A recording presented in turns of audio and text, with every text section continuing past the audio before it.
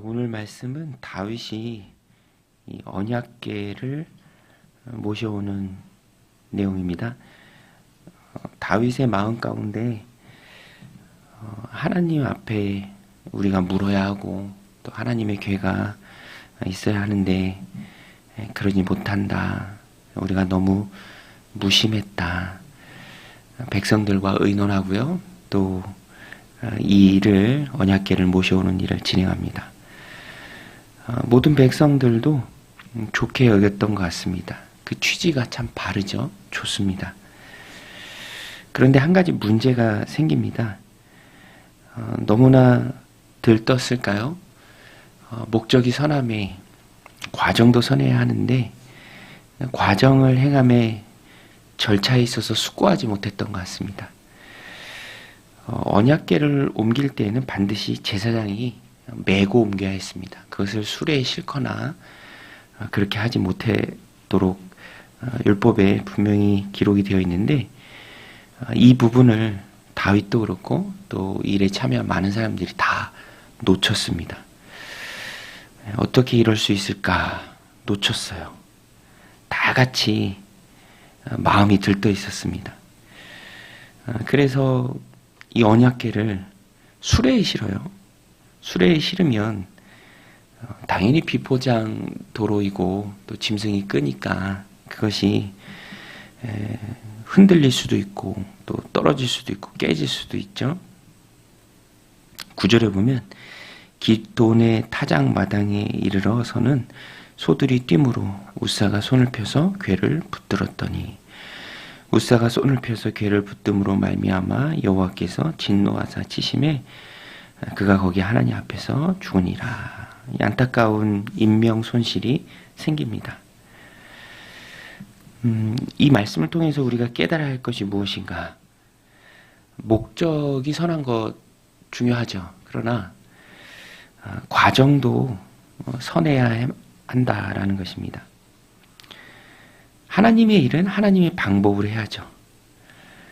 목적이 선하면 과정은 아무렇게나 해도 된다. 그것은 하나님이 원하시는 것이 아닙니다. 그래서 하나님은 그냥 넘어가지 않으세요. 여기서 말씀하십니다. 그냥 넘어갈 수도 있죠. 그런데 그냥 넘어가는 것이 사람들한테 좋은 일이 아닙니다. 하나님의 뜻을 분명히 이 일을 통해서 깨닫게 하세요. 인명 손실이라는 모두가 두려워하고 모두가 안타까워하는 그 일을 하나님께서 보여주심으로 하나님은 거룩하신 분이다. 우리가 들떠서 아무렇게나 우리의 방법대로 일하면 안 된다라는 것을 이번 기회에 하나님께서 깨닫게 하십니다. 그래서 오늘 본문을 통해서 우리가 깨달아야 할 것은 말씀드린 것처럼 하나님의 일은 하나님의 방법으로 해야 한다. 들떠서 간과하는 일이 없도록 목적이 선함의 과정과 절차에 있어서 아무렇게나 하는 것은 분명 하나님의 뜻이 아니다. 이것을 알아야 하고요. 또 특별히 사람들과 뜻이 합쳐졌을 때, 사람들과 이제 합의를 이루었을 때, 또 참 좋은 일이다라고 모두가 동의하고 그랬을 때 안심하지 않고 그럼에도 불구하고 하나님의 방법으로 일하는 것. 민심은 천심이라고 사람들이 말하는데 민심은 절대로 천심이 될 수 없죠. 민심은 민심일 뿐입니다. 100이면 100, 사람들은 다 달라요. 그것을 따라가는 것이 좋은 것은 아닙니다. 우리 그리스도인들은 너무너무 잘 알죠. 백성의 뜻, 국민의 뜻 이렇게 많이 이야기하는데 우리 그리스도인들은 한 차원 더 높아야 합니다. 하나님께 기도하는 지도자, 하나님의 뜻대로 나라를 이끌어가는 지도자가 되도록 우리가 또 기도해야죠. 또 한 가지 하나님은 거룩을 중요하게 생각하신다. 언약궤를 옮기는 것에 초점을 맞춘 언약궤를 옮기는 일은 되어서는 안 되죠. 하나님의 뜻을 이루는 언약궤를 옮기는 일이 되어야 한다라는 것입니다. 옮기기 위한 옮기기 일은 의미가 없는 거예요. 하나님은 과정의 거룩을 중요하게 보십니다. 달란트 비유에서도 이 열매는 달라요. 10달란트 남긴 종도 있고 4달란트를 남긴 종도 있습니다. 그런데 둘에 대한 칭찬은 토시 하나 다르지 않고 똑같습니다. 열매만 본다면 2배를 훨씬 윗도는 그런 결과였지만 칭찬은 똑같다. 이것을 통해서 우리가 알 수 있는 것은 열매 자체보다 크고 작든 많이 남겼든 조금 비교적 적게 남겼든 과정에서 신실하다면 하나님은 다 칭찬하십니다.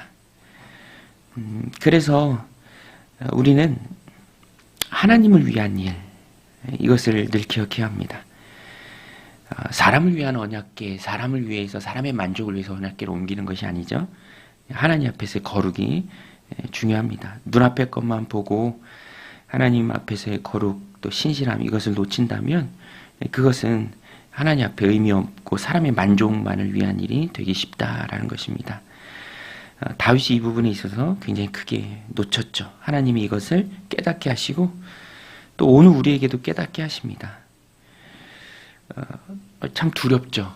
그러나 해야 할 일이다. 이것을 우리가 기억해야 합니다. 왜냐하면 본문 뒷부분에 가서 보면 언약궤를 함께 할 때, 하나님의 임재를 함께 할 때 하나님 복 주세요. 14절에 하나님의 궤가 오벳에돔의 집에서 그의 가족과 함께 석 달 있으니라. 여호와께서 오벳에돔의 집과 그 모든 소유에 복을 내리셨더라. 소유에 복을 내리신다. 함께 할 때. 그러니까 해야 할 일은 분명합니다. 하나님의 거룩함에 중요성을 두고 함께 하는 것. 그것을 곧 복의 통로가 된다라는 것입니다. 오늘도 이 말씀 마음에 새기고 목적이 선하면 과정도 선해야 한다. 그것을 기억하고 이 일을 감당할 때 또 하나님께서 복을 허락하신다. 오늘 하나님과 함께하는 그 시간이 축복의 통로입니다.